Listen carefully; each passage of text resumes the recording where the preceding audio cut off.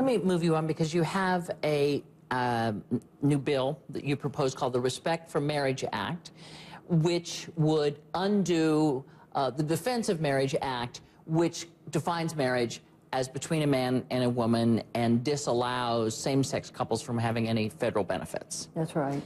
And why is now the time? Because a lot of people will point out to you that 39 states have banned same-sex marriage. Why is this the time for you to do this? I'd point out to you that 6 states plus the District of Columbia now support same-sex marriage.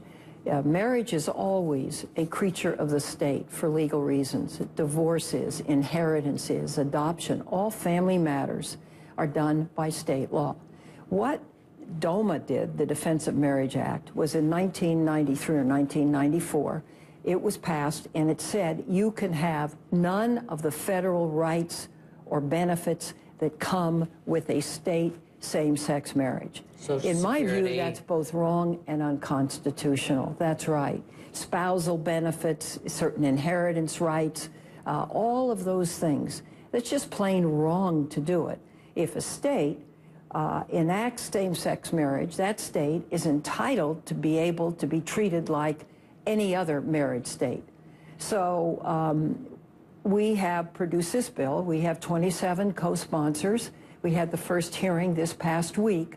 I believe it may be a long march, but I believe it's going to happen.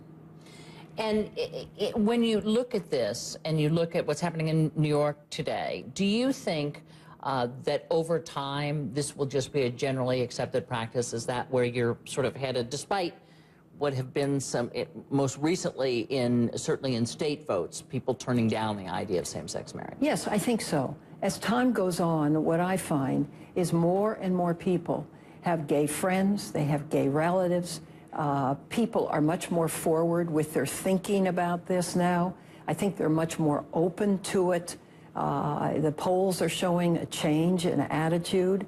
And the problem here is that if a state says, yes, we're going to countenance same-sex marriage, then all the rights and benefits thereof ought to be due to that relationship. Federal benefits. Exactly. Let me just turn you quickly to Libya, because France seems to, has said, listen, if Gadhafi steps down, he can stay in the country. The U.S. also seems to be softening its position. Do you think that's a good idea? Well, if you're not going to, let me be candid, if you're not going to kill him, take him out. What you want is him out of office. What I want is him out of office and nowhere near the governance of Libya. If he lives in a house and behaves himself, that's not a problem for me. If he leaves the country, that's not a problem for me. But to continue to run this country in the way in which he has, with the favoritism, with the graft, the corruption, practicing acts of terror from time to time, is a big problem. But we won't really know that, will we, until he's out of office and sitting there. That's if he's going to cause any trouble. That's right.